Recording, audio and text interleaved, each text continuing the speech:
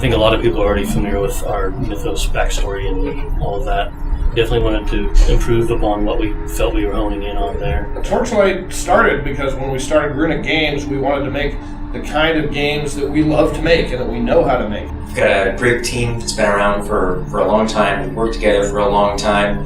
We've got veterans from Diablo, Diablo 2, Mythos, Fate. Action RPGs are pretty much what we do, and we love making.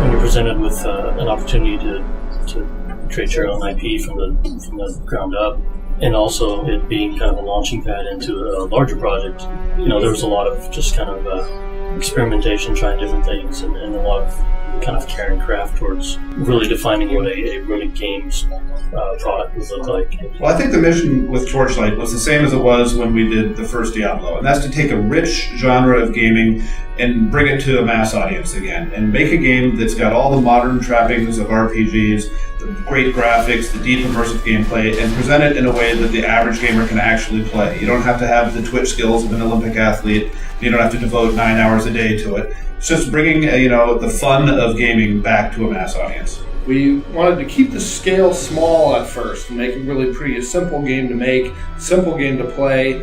And while that was our strategy and what happened, we've really taken that simple basis and really built on it into what we think is a really fun, fully featured game at this point.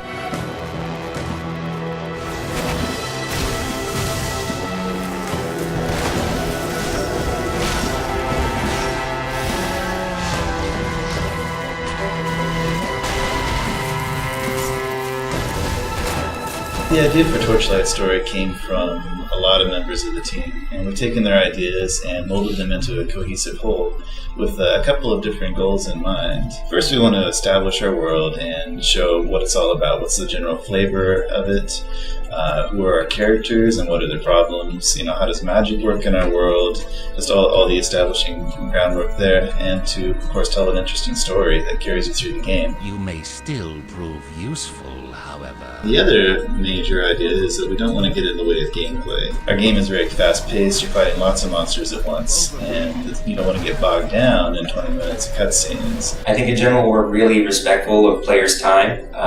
If you want to get in and play for 20 minutes, we want you to be able to do that. Say where you're at. We have a lot of convenience features that are really for playing the game and not wrestling with it. Not reinventing the wheel, so we had a lot of concepts already down. We don't have to figure out what's fun combat-wise. I think we know that at this point. I wanted to make our main quest line flow in such a way that you didn't really even know that you're doing a quest. When you think of the traditional MMO quest, when you get something from the quest giver and he tells you to go kill 10 wolves, and you do it, and then you come back to him. We didn't do that sort of thing. You run into the quest giver in the dungeon as you go along.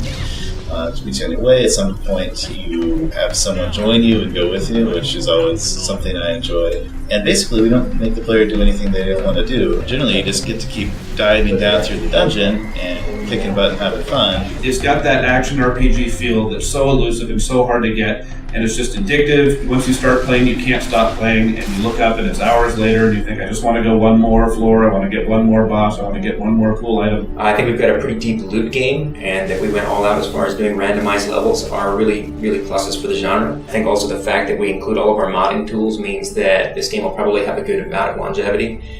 People will be able to rebalance and alter the game substantially. People should be excited about Torchlight because it's finally a return to the action RPG genre that they know and love. It's coming to them in a digital download format, $20 investment. You have it just like that. You've got all the development tools.